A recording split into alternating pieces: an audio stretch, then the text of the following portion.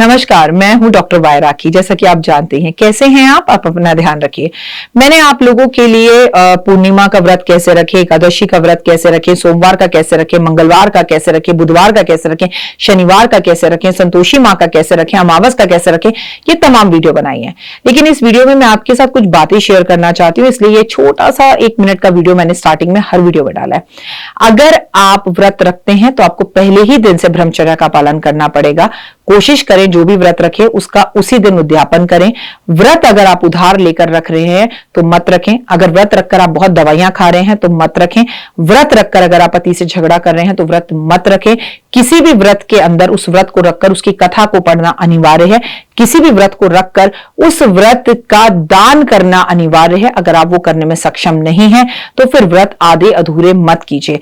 व्रत के बारे में ज्यादा जिक्र किसी से मत कीजिए। व्रत के बारे में, उसके उद्यापन के बारे में, उसकी पूजा के बारे में, उसके संकल्प के बारे में सब कुछ मेरी इन वीडियोस में देख लीजिए और देखिए कि इन नियमों को आपको कैसे फॉलो करना है ताकि आपके लिए इन व्रतों को रखना बेहद ही ज्यादा आसान हो जाए। ये कोई बहुत मुश्किल काम नहीं है। व्रत रखकर किसी भूखे को भोजन जरूर कराना चाहिए और घर में कलेश नहीं कराना चाहिए। सोमवार का व्रत रखकर मां की पूजा करनी चाहिए। मंगलवार का व्रत रखकर भाई की पूजा करनी चाहिए। बुधवार का व्रत रखकर बहन की पूजा करनी चाहिए।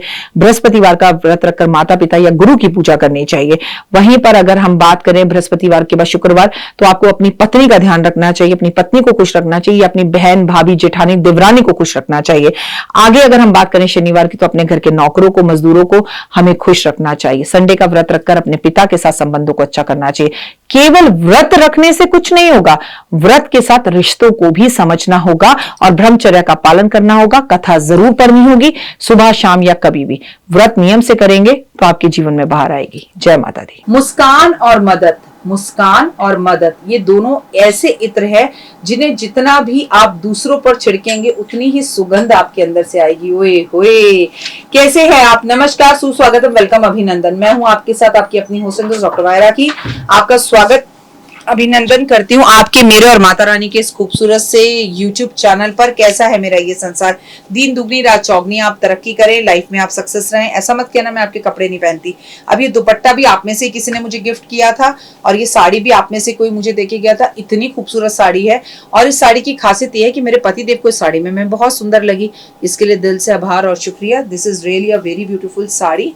इसके लिए आपका बहुत बहुत आभार और शुक्रिया। आपके दिए हुए कपड़े ही पहन रही हूँ मैं, तो ये सांसें भी आप ही की वजह से ले रही हूँ। आपके आगे सिर्फ सर झुका के आपका धन्यवाद कर सकती हूँ और परमपिता परमात्मा से इतना कह सकती हूँ कि जो भी देख रहा है, जो भी लाइक कर रहा है, जो भी मेरे संसार का हिस्सा है, मेरी जिंदगी के सारे पुण्य उसे दे दे। खुश रहें आप, बस हमेशा खुश रहें। जिंदगी में मेरी वजह से अगर आप थोड़े से भी खुश होते हैं तो जिंदगी सार्थक होगी, वरना जीना किस काम का जीना। यहाँ आए, बड़े हुए, पढ़े, बच्चे पैदा करे, फिर मर गए। मरने के बाद भी कम से कम याद तो करोगे ना कभी कि किसी ने हमारा जीवन बदला था, कोई था हमारे जीवन में। It is my all kind of routine. मेरा एक ही बेटा है, बच्चे और नहीं है मेरे, एक ही बेटा और इतने सारे आप बच्चे। तो मैं हमेशा आप लोगों से एक बात कहती हूँ कि जब मैं मर जाऊं तो कसम है आप सबको मेरी, जो भी मेरी चमत्कारी रोटी बनाता है 15 दिन तक श्राद्धों में, मेरे नाम की रोटी बनाकर जरूर गाय को खिला देना। और गाय को खिलाना ये हमारी माँ, हमारे गुरु डॉक्टर वाय राखी की रोटी है। ये गुरु दक्षिणा तो आपको मेरे मरने के बाद देनी ही पड़ेगी। इनफैक्ट तो मैं आप सबसे ये भी कहने वाली हूँ कि जब भी मैं मरूं, 1 रुपया, 11 रुपए, 10 रुपए तुरंत मेरे बैंक अकाउंट में डाल देना, पेटीएम कर देना और देव को बोलना कि अंतिम संस्कार के, माँ के अंतिम संस्कार में ये पैसों को लगा देना, क्योंकि उसके ऊपर मैं बिल्कुल भी बोझ ना हूं और उसको भी ये एहसास रहे कि मेरी माँ ने क्या कमाया। वाओ, मरने के बाद जो चीज मुझे करनी चाहिए, लाखों लोग माँ के लिए वो करने के लिए तैयार हैं। सो वो मेरे लिए सबसे बड़ा गिफ्ट होगा। तो जिसे याद रहे वो ये बात याद रखना। वैसे भी मैंने देव को ये बात हमेशा बोल दी कि जब भी मैं इस संसार को छोड़कर जाऊं तो मेरी आखिरी दर्शन YouTube पर वो आप सबको जरूर करा दे, क्योंकि उसके बिना तो मैं भगवान के घर में भी एंटर नहीं कर पाऊंगी। सो हमेशा आपको पता चल जाएगा। ऐसा इसलिए कह रही हूँ कि 2024 और 25 में किसी की भी टिकट कट सकती है, किसी की भी।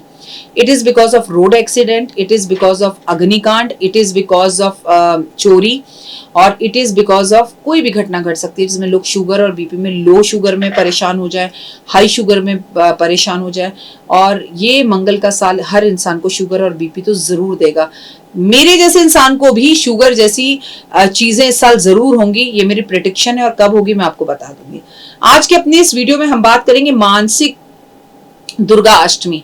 दुर्गा अष्टमी 2 बार आती है, शुक्ल पक्ष और कृष्ण पक्ष में आती है। अब हम उस अष्टमी की बात नहीं कर रहे जो नवरात्रों में आता है, ज्यादा इमोशनल हो गया, माँ की बात कर रही थी ना। Okay, believe in Karma.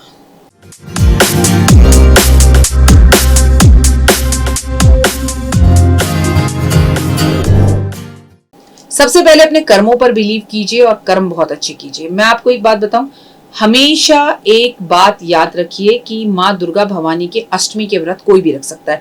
वो शुक्ल पक्ष की भी रख सकता है, कृष्ण पक्ष की भी रख सकता है। अपनी इस छोटी सी वीडियो में मैं आज आपको बताऊंगी कि अष्टमी के व्रत कैसे रखे जाते हैं, क्या खाया जाता है, क्यों रखे जाते हैं, इस व्रत को रखने का क्या लाभ होता है, इस व्रत में हमें क्या करना चाहिए, इस वक्त में हमें व्रत में हमें क्या नहीं करना चाहिए, और कौन कौन मासिक दुर्गा अष्टमी के व्रत रखता है। वैसे तो इस वीडियो के अंदर मैं आपको बता दूं कि दुर्गा अष्टमी हिंदू पंचांग के अनुसार, अच्छा वैसे तो मैं आपको बता दूं कि दुर्गा अष्टमी हिंदू पंचांग के अनुसार 2 बार आती है, लेकिन जो शुक्ल पक्ष की दुर्गा अष्टमी होती है उसे मासिक दुर्गा अष्टमी कहते हैं। कई लोग कृष्ण पक्ष की दुर्गा अष्टमी नहीं रखते, वो केवल शुक्ल पक्ष की दुर्गा अष्टमी का ही व्रत रखते हैं। अगर आप शुक्ल पक्ष की दुर्गा अष्टमी का व्रत रखना चाहते हैं तो भी रख सकते हैं। ऐसा माना जाता है कि मासिक दुर्गा अष्टमी का व्रत रखने से, देवी माँ की उपासना करने से परिवार में सुख समृद्धि बढ़ती है, क्योंकि ये शिव की शक्ति का अवतार है, और माँ का ये व्रत रखने से शिव की कृपा भी आप पर हमेशा बनी रहती है। इसके साथ मनोवांछित फल की प्राप्ति होती है, समस्याओं का समाधान मिलता है, दुश्मन दूर भागते हैं, कोई आपको कष्ट या तकलीफ नहीं दे सकता, और माँ अपने भक्तों को वरदान देती है, उसके साथ पल पल हर वक्त खड़ी रहती है। मासिक दुर्गा अष्टमी के दिन आपके साधक को सुबह जल्दी उठना चाहिए, उठकर स्नान आदि करके स्नान के पानी में थोड़ा सा लाल चंदन डाल के स्नान करना चाहिए। हाथ में पुष्प और चावल लेकर, पैसे लेके संकल्प करना चाहिए कि मैं आपके व्रत रखना शुरू कर रहा हूँ दुर्गा अष्टमी के। क्या मैं सिर्फ शुक्ल पक्ष के रखूंगा, मैं शुक्ल पक्ष कृष्ण पक्ष दोनों के रखूंगा या रखूंगी, और मैं ये व्रत 1 साल के लिए रखूंगा या 21 की संख्या में रखूंगा या 11 की संख्या में रखूंगा, ये टोटल आपके ऊपर डिपेंड है। आप जैसे चाहें वैसे कर सकते हैं, पर इसके फल आपको जरूर मिलेंगे। उसके बाद पूरे घर में गंगा जल छिड़कें, पूरे स्थान को पवित्र करें, माता की लाल चौकी बिछाएं, लाल कपड़ा बिछाएं। उसके बाद माँ दुर्गा की प्रतिमा या फोटो उसके ऊपर स्थापित करें। इसके बाद माँ को जल अर्पित करें, माँ को लाल चुनरी और श्रृंगार अर्पण करें, लाल पुष्प लाल मिठाई अर्पण करें। देवी माँ के सामने आप गाय के घी का दिया जलाएं, उसमें 1 बूंद शहद मिलाएं, केसर मिलाएं।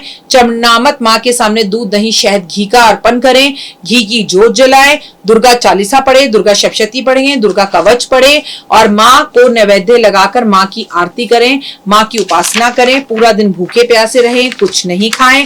पूरा दिन आप दूध दही जैसे आप नवरात्रों में करते हैं वैसा करें।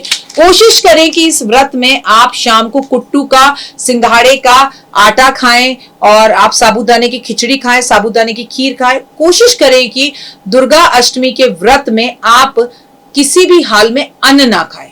नमक खा सकते हैं, लेकिन अगर आपको कोई हेल्थ इश्यूज हैं बहुत ज्यादा और आपको कुट्टू का या सिंघाड़े का खाना बनाना नहीं आता, तो आप ऐसे में सिंपल दाल रोटी चावल खा सकते हैं, अगर आपकी मजबूरी है तो, ठीक है। क्योंकि मेरा मानना यह है कि कुछ ना करने से कुछ करना अच्छा, तो बहुत उत्तम रहेगा। इस दिन किसी एक छोटी सी कन्या को घर बुलाए, उसके पैर धोएं, पूजा करें, आराधना अर्चना करें। इस दिन नाखून ना काटें, नॉनवेज ना खाएं, इस दिन नॉनवेज बनाए भी ना। इस दिन किसी की बुराई और निंदा करने से बचें, किसी और के घर का नमक ना खाएं, किसी भी बच्ची को डांटने फटकारने से बचें। छोटी बच्ची को कमल का पुष्प अर्पण जरूर करें, माँ दुर्गा को कमल का पुष्प अर्पण जरूर करें। माँ भवानी की कृपा आप पे सदैव बनी रहे, इसके लिए इस दिन माँ दुर्गा का ओम दुर्गाय नमः का जाप करें। इस दिन अपने घर में आप कलश स्थापना भी कर सकते हैं।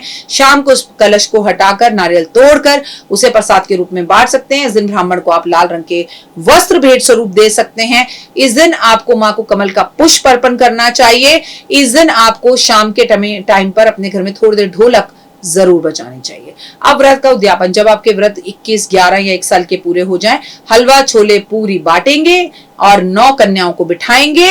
एक लड़का हनुमान और एक लड़का भैरव बाबा के नाम से आप पूजित करेंगे और आपके व्रत का उद्यापन इस तरह से संपूर्ण हो जाएगा। आपकी जो भी मनोकामना है, घर की, व्यापार की, काम की, सेहत की, माता रानी आपको इतनी शक्ति देगी कि आपके अंदर शक्ति का संचार होगा। माँ के 32 नाम हैं, माँ के 108 नाम हैं, उन नामों का जाप भी इस दिन अष्टमी पर आप जरूर करें और व्रत मन आराधना अर्चना से करें। मैं आपको एक ही बात कहूंगी कि काले नीले रंग के कपड़े ना पहने दुर्गा अष्टमी पर, और एक बात सदैव याद रखें कि हमारी वीडियो को लाइक, सब्सक्राइब, शेयर जरूर करें और जय माता दी लिखते रहें। वैसे भी जो दुर्गा अष्टमी का व्रत नहीं करता, केवल जय माता दी लिखता है, हुए सालों साल उसके घर के भंडारे भरे रहेंगे, जीवन में उसको कभी किसी चीज की कमी नहीं रहेगी। आप मुझे Facebook, Instagram, believe in Karma, 5 minute story पर फॉलो करना बिल्कुल ना भूलें। I love you all. जय माता दी।